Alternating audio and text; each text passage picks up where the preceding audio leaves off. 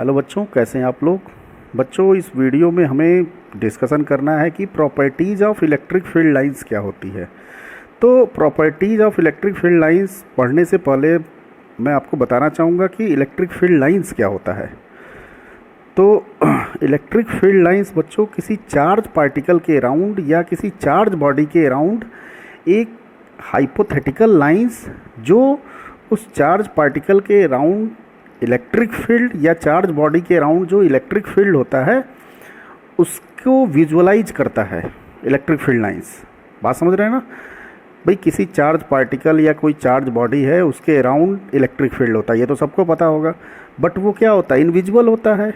लेकिन अगर हमें उसके बारे में आइडिया लगाना है, अगर हमें उसको विजुअलाइज करना है, तो हम इलेक्ट्रिक फील्ड लाइंस की मदद से उसको हम विजुअलाइज कर सकते हैं थ्योरेटिकली। बात समझ में आई बच्चों। मीन्स आप ये बोल सकते हो कि electric field lines is the pictorial representation of electric field around a charge. बात समझ में आई। तो ये तो इलेक्ट्रिक फील्ड लाइंस क्या होता है ये मैंने आपको बता दिया। अब पढ़ते हैं कि इसकी प्रॉपर्टीज़ क्या होती है। और बच्चों, इस प्रॉपर्टीज़ की मदद से ही हम इलेक्ट्रिक फील्ड को विजुलाइज करेंगे। किसी चार्ज पार्टिकल के अराउंड इलेक्ट्रिक फील्ड कैसा है उसके बारे में हम आइडिया लगाएंगे। बात समझ में आई। तो स्टार्ट करते हैं बच्चों, properties of electric field lines. तो सबसे पहली प्रॉपर्टी ये हम लोग ऑलरेडी कर रखे हैं, इसको हम लोग ऑलरेडी जानते हैं कि अगर कोई पॉजिटिव चार्ज है तो वहाँ से इलेक्ट्रिक फील्ड लाइंस क्या होता है, ओरिजिनेट होता है। और अगर नेगेटिव चार्ज पार्टिकल है तो वहाँ पे इलेक्ट्रिक फील्ड लाइंस टर्मिनेट होता है। ये मैं आपको बता चुका हूँ कि ऐसा क्यों होता है। ठीक है। अब ज़रा पॉजिटिव और नेगेटिव को ध्यान से देखिए। तो अगर ये लाइंस पॉजिटिव से ओरिजिनेट हो रहा है, अगर हम बात करें पॉजिटिव चार्ज की, अगर आप पॉजिटिव चार्ज को देखो तो ओरिजिनेट कहाँ से हो रहा है, पॉजिटिव चार्ज से। अगर आप नेगेटिव चार्ज को देखो तो बच्चों ओरिजिनेट कहाँ से हो रहा है, तो कहीं इन्फिनिटिव से आ रहा है और यहाँ पे ख़त्म हो रहा है। तो ओरिजिनेट कहाँ से हो रहा है, इन्फिनिटिव से। मीन्स आप इन दोनों को मिला के ये बोल सकते हो कि जो इलेक्ट्रिक फील्ड लाइंस होते हैं वो या तो पॉजिटिव चार्ज से ओरिजिनेट करेगा या इन्फिनिटिव से ओरिजिनेट करेगा। बात समझ में आई। अब बात करते हैं हम टर्मिनेशन की। भाई इलेक्ट्रिक फील्ड लाइंस कहाँ टर्मिनेट होता है, तो यहाँ देखिए, अगर यहाँ से ओरिजिनेट हुआ तो कहाँ पे ख़त्म होगा, इन्फिनिटिव पे। अगर मैं इसकी बात करूँ, ये डायग्राम अगर आप देखते हो तो ओरिजिनेट कर रहा है इन्फिनिटिव से बट टर्मिनेट हो रहा है नेगेटिव से। मीन्स आप बोल सकते हो बच्चों कि इलेक्ट्रिक फील्ड लाइंस टर्मिनेट होगा या तो इन्फिनिटिव पे या नेगेटिव चार्ज पे। बात समझ में आई। तो ओवरऑल कंक्लूजन ये निकला बच्चों कि electric field lines originate positive charge से होगा या इन्फिनिटिव से होगा, और टर्मिनेट या तो इन्फिनिटिव से होगा या नेगेटिव चार्ज पे होगा। बात समझ में आई। तो ये दोनों प्रॉपर्टीज़ मैंने यहाँ पे लिख रखी है। तो आई होप दैट आपको बच्चों समझ में आ गया होगा। अब बारी है दूसरे प्रॉपर्टीज़ की, जो कि बड़ा ही महत्वपूर्ण प्रॉपर्टी है कि अगर किसी इलेक्ट्रिक फील्ड लाइन के किसी पॉइंट पे अगर टेंजेंट हम ड्रॉ करेंगे, then this tangent gives the direction of electric field and electrostatic force both. Means अगर आप इलेक्ट्रिक फील्ड लाइंस के किसी पॉइंट पे टेंजेंट ड्रॉ करते हो बच्चों, तो वो जो टेंजेंट है वो इलेक्ट्रिक फील्ड के डायरेक्शन को रिप्रेजेंट करेगा। बात समझ में आई। और अगर आपको इलेक्ट्रिक फील्ड का डायरेक्शन पता है तो बच्चों अगर उस फील्ड में अगर किसी चार्ज को आप प्लेस करते हो तो उस पर लगने वाले फोर्स का डायरेक्शन भी आपको पता कर सकते हो। भाई मैं ऑलरेडी आपको बता चुका हूँ कि electrostatic force is equal to q into electric field. Means अगर किसी क्यू चार्ज को आप किसी ई इलेक्ट्रिक फील्ड में रखते हो तो उस पर लगने वाला फोर्स क्या होगा, क्यू इंटू ई। अब इस एक्सप्रेशन से आपको साफ साफ दिख रहा है कि जो डायरेक्शन इलेक्ट्रिक फील्ड का होगा वही इलेक्ट्रोस्टैटिक फोर्स का होगा। इसीलिए मैंने कहा कि ये जो टेंजेंट है ये इलेक्ट्रिक फील्ड के डायरेक्शन को तो रिप्रेजेंट करेगा, इलेक्ट्रिक फील्ड के डायरेक्शन को तो शो करेगा, साथ ही साथ किसी चार्ज पे लगने वाले फोर्स का डायरेक्शन भी शो करेगा। बात समझ में बच्चों। और एक बात और कि अगर पॉजिटिव चार्ज है तो इलेक्ट्रिक फील्ड के डायरेक्शन में फोर्स होगा, और नेगेटिव चार्ज है तो इलेक्ट्रिक फील्ड के अपोजिट डायरेक्शन में फोर्स का डायरेक्शन होगा। तो ये आप ऑलरेडी जानते हो। तो यहाँ देखिए बच्चों, मैंने लिख रखा है कि tangent at any point on electric field line gives the direction of electric field and force both. बात समझ में आई। इसीलिए बच्चों इस इलेक्ट्रिक फील्ड लाइंस को हम इलेक्ट्रिक लाइन ऑफ फोर्स भी बोलते हैं। बात समझ में आई, क्योंकि ये जो लाइंस हैं वो क्या शो कर रहे हैं, किसी चार्ज पे लगने वाले फोर्स का डायरेक्शन शो कर रहे हैं। That's why this is also called electric line of forces. बात समझ में बच्चों। एक तरीके से और समझते हैं हम इसको, थोड़ा और इसमें डीप में जाते हैं। सपोज बच्चों यहाँ पे कोई चार्ज Q1 है और यहाँ चार्ज Q2 है, और मुझे इस पॉइंट पे इन दोनों के कारण जो नेट इलेक्ट्रिक फील्ड है वो करना है, वो हमें शो करना है। ठीक है, तो इस Q1 के कारण इलेक्ट्रिक फील्ड E1 और इस Q2 के कारण इलेक्ट्रिक फील्ड E2, और इन दोनों का जो रिजल्टेंट होगा वो होगा E नेट। तो बच्चों आप हमेशा ध्यान रखिएगा कि अगर किसी सिस्टम में बहुत सारे चार्ज पार्टिकल हैं और उस सिस्टम में इलेक्ट्रिक लाइन ऑफ फोर्स है या इलेक्ट्रिक फील्ड लाइंस हैं, तो जो टेंजेंट होगा बच्चों वो नेट इलेक्ट्रिक फील्ड को शो करेगा। बात समझ में आई। किसी एक चार्ज के कारण जो इलेक्ट्रिक फील्ड है उसको नहीं शो करेगा। बात समझ रहे हैं। उस सिस्टम में जितने भी चार्ज पार्टिकल हैं उन सारे चार्ज पार्टिकल के कारण उस पॉइंट पे जो नेट इलेक्ट्रिक फील्ड आएगा उसको शो करेगा ये टेंजेंट।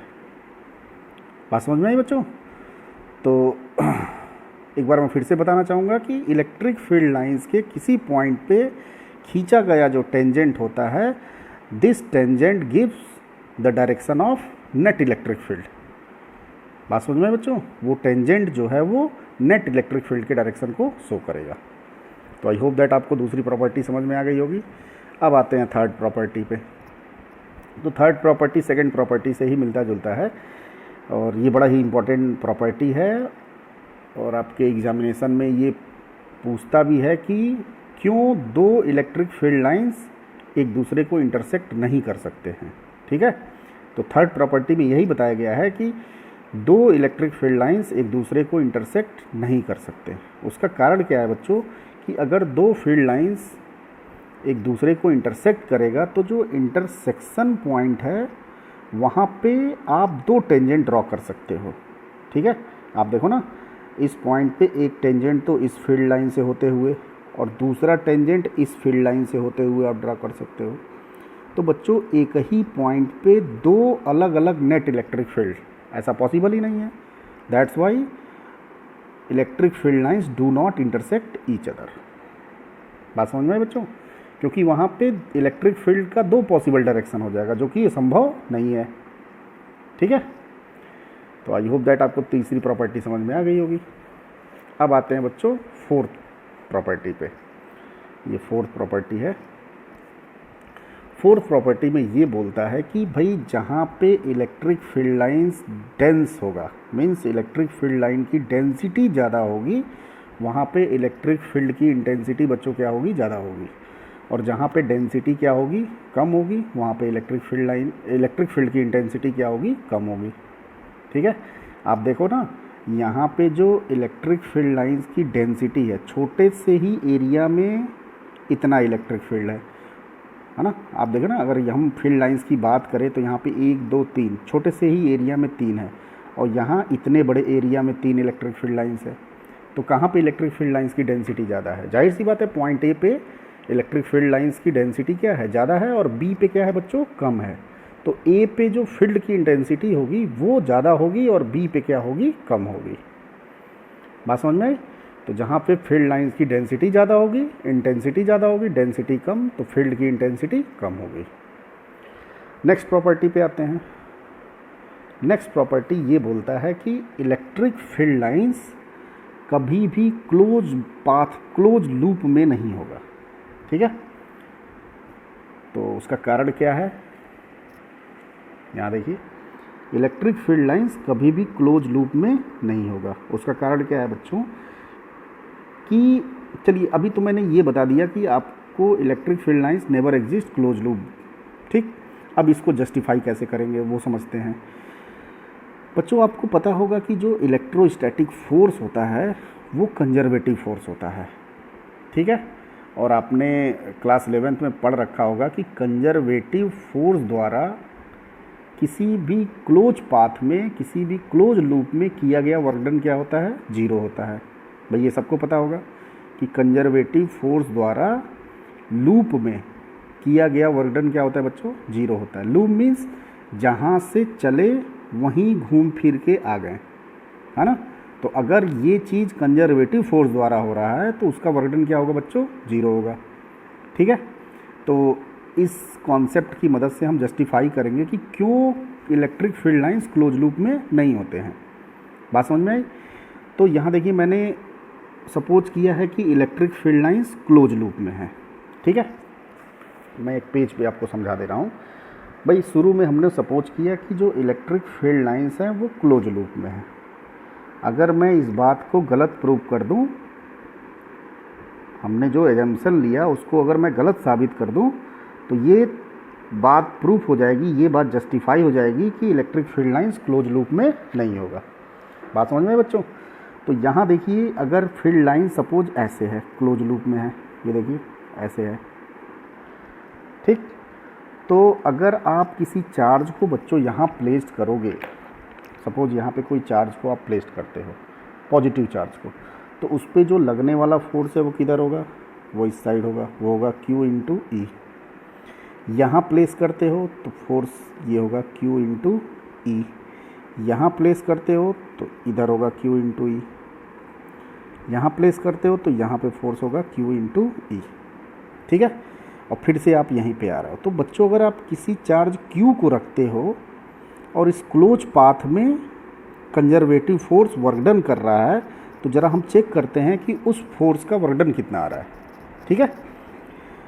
अब यहाँ देखिए तो जो फोर्स का मैग्नीट्यूड है वो बच्चों कांस्टेंट है। ठीक है। अगर Q चार्ज इस क्लोज पाथ पे मूव कर रहा है तो उस पर लगने वाला जो फोर्स का मैग्नीट्यूड है वो तो कांस्टेंट है, बट डायरेक्शन चेंज हो रहा है। ठीक है। इसका मतलब ओवरऑल फोर्स क्या है, वेरिएबल है, फोर्स कांस्टेंट नहीं है, बिकॉज उसका डायरेक्शन क्या हो रहा है बच्चों, चेंज हो रहा है। ठीक। अब यानी कि यहाँ पे जो फोर्स है वो वेरिएबल है। अब उस फोर्स द्वारा किया गया क्या, उस फोर्स द्वारा किया गया वर्क डन आप कैसे कैलकुलेट करोगे।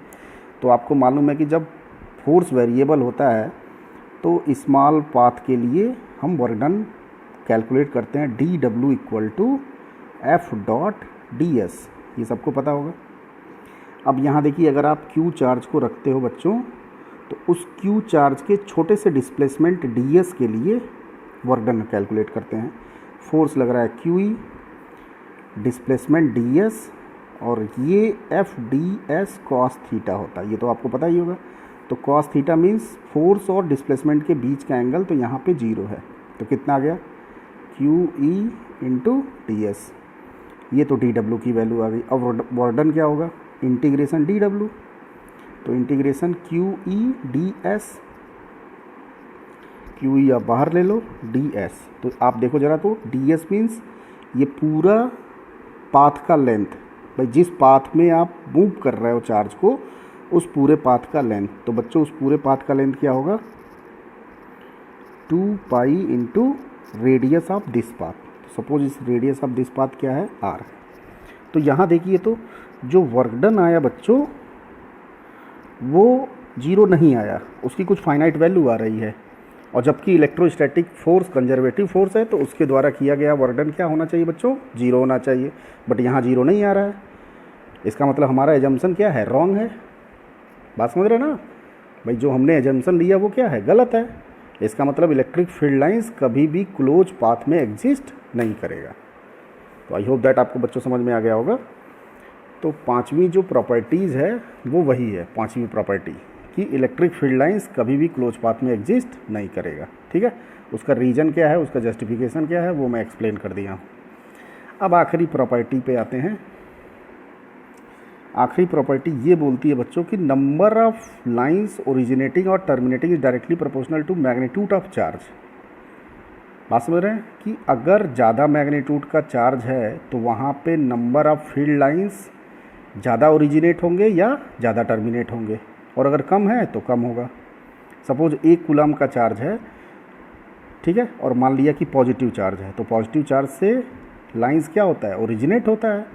तो अगर 1 कूलम चार्ज से बच्चों 10 लाइंस ओरिजिनेट हो रहा है, तो अगर 2 कूलम आप लेते हो तो जाहिर सी बात है 10 से ज़्यादा, सपोज 20 लाइंस ओरिजिनेट होगा। बात समझ रहे हो ना? मीन्स मैग्नीट्यूड जैसे बढ़ेगा, नंबर ऑफ ओरिजिनेटिंग लाइंस या नंबर ऑफ टर्मिनेटिंग लाइंस क्या होंगे बच्चों, इंक्रीज करेंगे। तो आई होप दैट आपको ये इलेक्ट्रिक फील्ड लाइंस की प्रॉपर्टीज़ समझ में आ गई होगी, और इन सारी प्रॉपर्टीज़ से हमें आइडिया लग जाएगा किसका, इलेक्ट्रिक फील्ड का। भाई अगर आप इन सारी प्रॉपर्टीज़ को कंक्लूड करो और इन सारी प्रॉपर्टीज़ को आप अपने माइंड में रखो, तो किसी भी, अगर आपको इलेक्ट्रिक फील्ड लाइंस दिया है तो आप वहाँ पे इलेक्ट्रिक फील्ड लाइंस का उस इलेक्ट्रिक फील्ड लाइंस की मदद से इलेक्ट्रिक फील्ड का विजुअलाइजेशन, इलेक्ट्रिक फील्ड के बारे में आइडिया आप लगा सकते हो। बात समझ में आई बच्चों? इसीलिए इलेक्ट्रिक फील्ड लाइंस की प्रॉपर्टीज़ आपको आनी चाहिए, और आपके ये एग्जामिनेशन पॉइंट ऑफ व्यू से भी इम्पॉर्टेंट है ना? तो आई होप दैट आपको ये समझ में आ गया होगा। Thank you very much.